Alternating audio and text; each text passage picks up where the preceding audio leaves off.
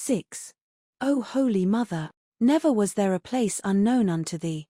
Never was there one who desired mercy that you showed not mercy unto them. Who are they who have not asked for your mercy? Shall Judah be denied thy shield and thy protection? Who are they who have not found solace in you, in your presence? Who are they who have not found succor in your bosom, or solace in your womb? And who is Israel that she shall be denied your succor and your solace, that your child should be shattered and scattered about unto the foreign winds? O Lord, I pray thee, give unto me thy hope, for it is not vain. O Holy Mother, give unto me your succor and thy solace, for your peace is even an eternal peace. O Elohim, wipe away these, my tears, that my heart be content. Have mercy for all those that live upon the footstool of the Lord, and have mercy upon Israel. For my heart is content to kneel at your footstool, to gain favor in your sight. My desire, O Lord, is but to come into your presence, to see that beautiful Mother, the Queen of the heavens, to dance in her orchards, and to gather up the fruits of her garden, and to delight in the flowers of her field. O Mother of the Lamb of sacrifice, Bride of the heavens, even as the Lord is the very Father of Israel, so too are you her mother. How I long to stand in your presence, to rest my wounds in the healing power of your flowing waters. O fountain of healing, O wellspring of grace, you are a home of peace unto my soul. You are the most precious gem of the heavens, Mother of the Lord, and a virgin most pure.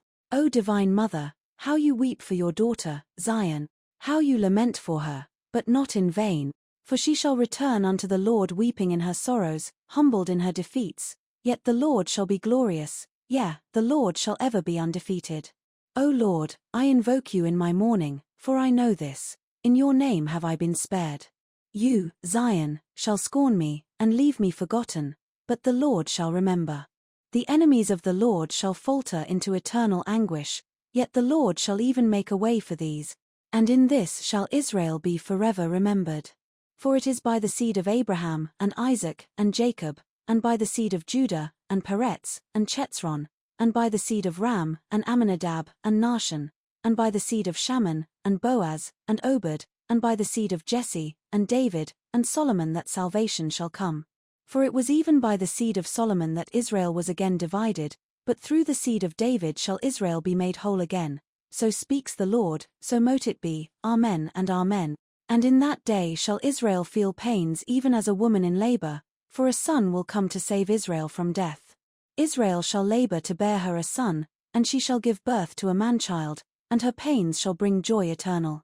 Her son, oh how great he shall be, even a counselor with power, a man with the power to control the wind and the seas.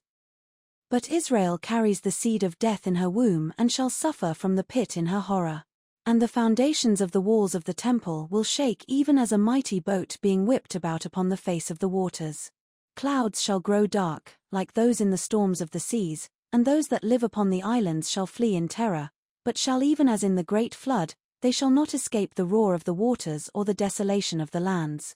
The wise men of Judah, their wisdom confounded, lost in the abyss as the windows of heaven are opened, but in their own self-worth shall those windows be bolted shut unto them.